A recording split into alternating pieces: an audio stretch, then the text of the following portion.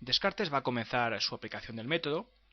Fundamentalmente lo va a aplicar a lo que es la filosofía. Descartes creía que las demás ciencias tomaban sus principios de la filosofía. Recordad que hemos dicho que la metafísica era un poco como las raíces de ese árbol que es la unidad orgánica de la ciencia, o que es la ciencia, mejor dicho.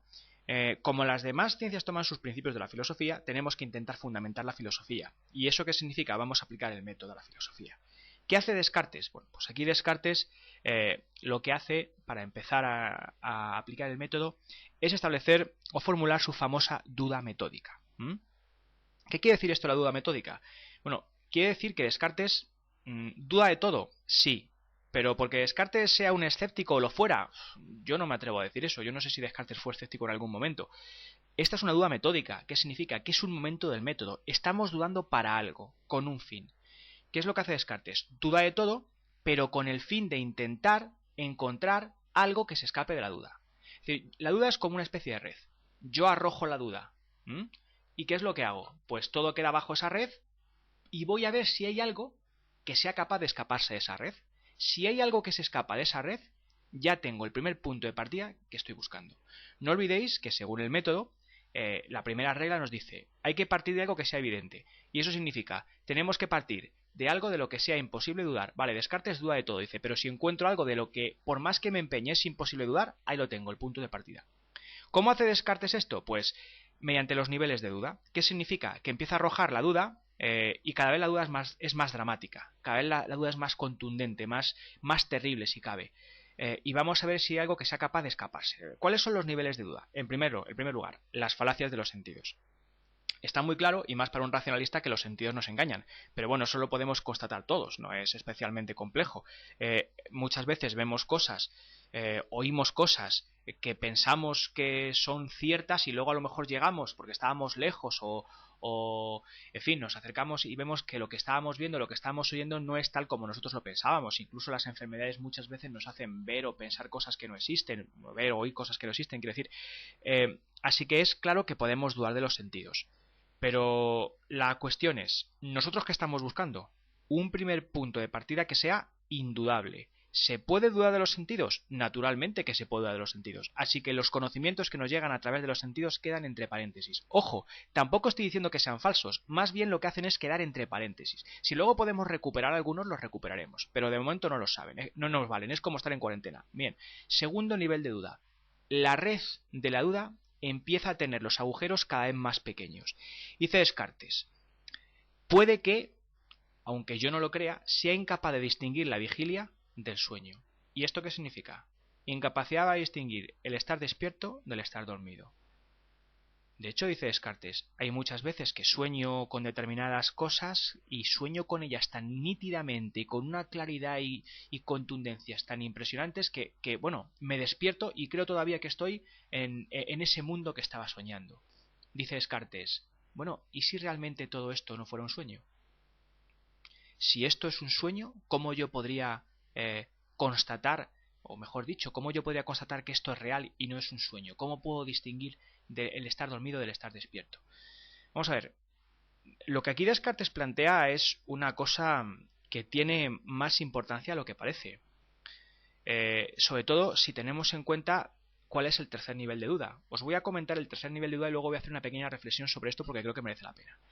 Entonces, ¿cuál es el segundo nivel de duda? Pues que a lo mejor somos incapaces de distinguir la vigilia del sueño. En principio todos pensamos que sí, pero muchas veces, repito, soñamos cosas con una nitidez mayor incluso que cuando estamos despiertos.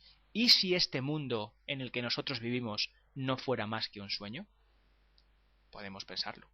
¿Cómo podríamos nosotros saber que este mundo no es un sueño? Entonces decimos, hombre, más o menos todos estamos convencidos o tenemos cierta seguridad interior de que lo que yo vivo es real y de que, en fin, soy capaz de distinguir el estar dormido del estar despierto. Y entonces Descartes te diría, ¿es imposible que lo que tú estás viviendo ahora sea un sueño? Hombre, imposible, tal vez no lo sea, ¿vale? Seguramente Descartes también pensaba que esto no era un sueño, pero estamos buscando una cosa de la que sea imposible dudar. Como muy seguramente no es imposible plantearse que este mundo no sea un sueño, no nos sirve. Es decir, es muy perfectamente posible que esto que estamos creyendo que es real no lo sea. Y me diréis, pero bueno, ¿cómo se puede decir eso? Vamos a ver, me imagino que vosotros habéis visto Matrix. Es una película muy conocida, tiene, en fin, son tres partes, no la película, tiene tres capítulos, por así decir, 3 episodios. En lo que se plantea en Matrix es eso. El Neo al principio debe estar en una especie de cápsula allí con unos tubos y está pensando que vive en un mundo real. Y vete a decirle a Neo en principio que eso no es así. Sin embargo, él está en una cápsula con unos tubos y la realidad que vive parece que es un sueño. ¿Y si realmente nosotros estuviéramos manipulados por algún tipo de inteligencia que nos hace creer que esto es real cuando no lo es? En Matrix son las máquinas. Descartes propone algo así, en el tercer nivel de duda. Solo que no propone máquinas, propone una especie de genio maligno. ¿Qué es eso del genio maligno? El genio maligno es una especie de inteligencia muy superior a la nuestra, que es capaz de hacerme dudar de incluso de algo que Descartes pensaba que era casi sí que imposible dudar. ¿De qué? Bueno, pues vamos a ver. Hasta ahora hemos dudado de los datos de los sentidos.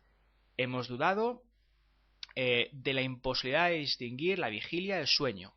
Dice Descartes, vamos a ver, yo esté dormido o esté despierto, un ángulo recto vale 90 grados. Y esté dormido o esté despierto, 2 y 2 son 4.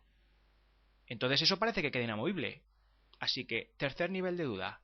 ¿Y si hubiera un genio maligno de extremado poder e inteligencia que fuera capaz de manipular mi mente y de hacerme creer que cuando un ángulo recto vale 90 grados en realidad no lo vale? Y hombre, le decimos, esto del genio maligno ya es espectacular. Esto no lo podemos casi creer de ninguna de las maneras. Y Descartes vuelve a preguntarnos utilizando su método y siendo fiel a lo que ha afirmado antes. ¿Es imposible que exista un genio maligno? Hombre, vamos a preguntarlo en términos más modernos.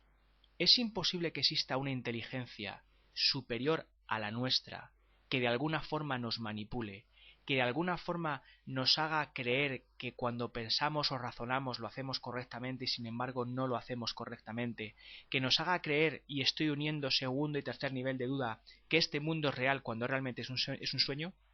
En Matrix eran las máquinas. ¿Realmente es imposible que una mente superior o mentes superiores a la nuestra nos estén manipulando? Imposible no es. Así que no nos queda más remedio que también establecer el tercer nivel de duda, que es dudar de las verdades matemáticas, y al fin y al cabo parece ser que al final la red de la duda tiene unos agujeros tan pequeños que nada se escapa. Pero claro, cuando la situación parece desesperada, va a surgir una especie de luz en la oscuridad, ¿no? Y a ello vamos ahora mismo. Pero antes yo solamente quiero que penséis en esto. Si lo que Descartes plantea os lo planteáis vosotros, ¿cómo podríamos estar seguros de que este mundo es real? E incluso entramos en un problema filosófico por excelencia y de una muy difícil solución. ¿Podemos estar seguros de que el mundo es como nosotros lo vemos? Es más, yo creo que podemos estar seguros de que el mundo no es como nosotros lo vemos. Así que estas cuestiones que se planteaban los antiguos y Descartes son cuestiones muy importantes para nosotros y que deberíamos de reflexionarlas de vez en cuando.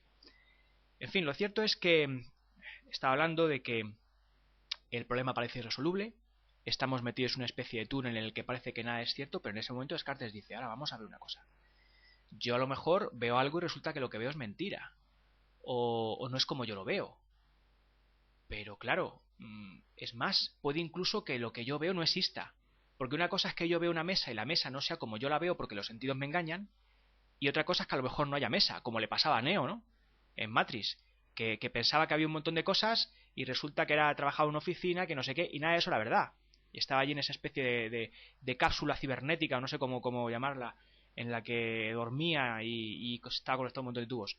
Una cosa es que la mesa no sea como yo la veo y otra cosa es que la mesa no exista. Pero si no puedo distinguir la vigilia de sueños, que a lo mejor la mesa no existe y esto podría ser una realidad virtual. ¿Quién me dice a mí que no? Pero es que incluso además mi forma de razonamientos matemáticos, incluso puede ser equivocada, con lo cual esto sería el caos absoluto. Y dice Descartes, muy bien, puede que todo eso sea así. Pero si yo veo las cosas como no son, si yo veo cosas que no son, Si yo razono como no hay que razonar, para que todo eso pase, no queda más remedio que existir.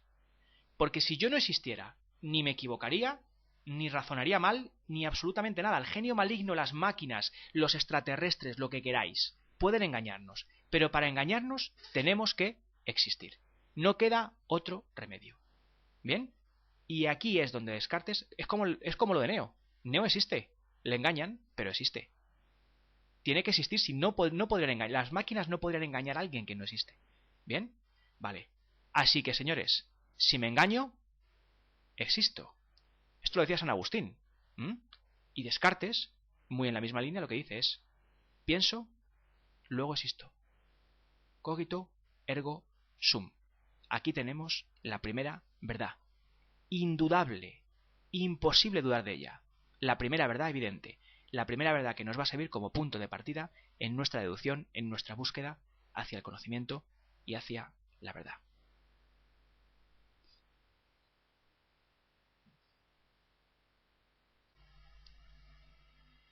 Pero con el pienso luego existo, no solamente tenemos la primera verdad, tenemos algo más. Tenemos el prototipo de toda verdad y de toda certeza. O si queréis, el criterio para saber cuándo algo es verdadero, y no solo verdadero, sino si queréis, indudable. ¿Por qué el pienso luego existo es una verdad indudable? Es una verdad indudable porque se percibe con absoluta claridad y distinción. De ahí que Descartes establezca ese criterio. Cualquier cosa que yo perciba con la misma claridad y distinción que el pienso luego existo, será verdadera e indudable.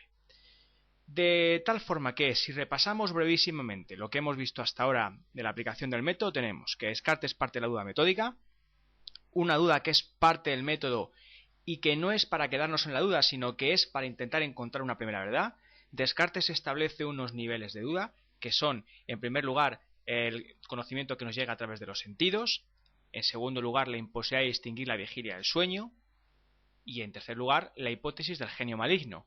La duda se va haciendo cada vez más radical y como en esos tres aspectos cabe la posibilidad de dudar, aunque en algún caso sea muy improbable, no tenemos más remedio que dudar hasta que Descartes se da cuenta de que si duda, de que si piensa, tiene que existir. Y por tanto el pienso luego existo se convierte en la primera verdad que va a servirnos como punto de partida y no solo en la primera verdad, sino también en el criterio o prototipo de toda verdad.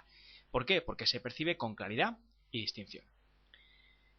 Hasta aquí parece que las cosas, bueno, pues de momento van funcionando. Hemos salido como del primer match ball, podríamos decir.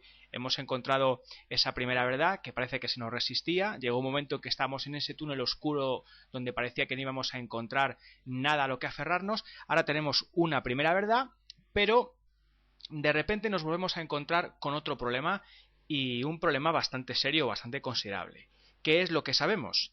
Sabemos que yo pienso, luego yo existo, muy bien, pero el hecho de que yo exista no me garantiza de momento que exista ninguna cosa más. Vamos a ver, esto lo hemos dejado antes claro. Yo puedo ver la mesa y resulta que la mesa no es como yo la veo, pero es que además puede que no haya mesa. Recordad el ejemplo que hemos puesto antes de Matrix, etcétera. O incluso que el genio maligno, la inteligencia maligna me esté manipulando y yo incluso razone mal, todo lo que queramos. Es decir, que yo sé que existo, pero no sé, de momento, de la existencia, no me consta que exista ninguna realidad extramental. O sea, aparte de mi yo que piensa y duda, ¿queráis? No sé de la existencia de ninguna otra realidad. Esto es un problema, porque, bueno, pasa un poco como en la película aquella, me parece que era el Apolo 13, no sé si recordáis, si la habéis visto. Resulta que los astronautas que estaban allí tenían un problema técnico y, bueno, pues los ingenieros de la NASA se ponían a investigar con los materiales que tenían allá arriba cómo construir la pieza que necesitaban para salir del apuro. Pues aquí pasa lo mismo.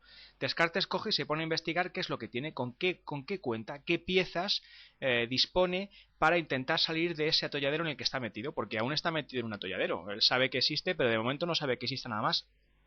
Y es difícil salir de ahí, es complicado, porque aplicando los niveles de duda que hemos aplicado, yo, vale, pienso luego existo, pero cualquier cosa que piense o cualquier cosa que crea o que vea puede ser falsa, y entonces es muy difícil demostrar que existe algo aparte de mí mismo como sujeto que piensa. Yo En principio, que sepamos, soy una cosa que piensa. No hemos hablado del cuerpo ni nada por el estilo. Bien, el cuerpo pertenece a lo material y lo material aquí de momento no está demostrado. Así que yo sé que soy un ser que consiste fundamentalmente en pensar.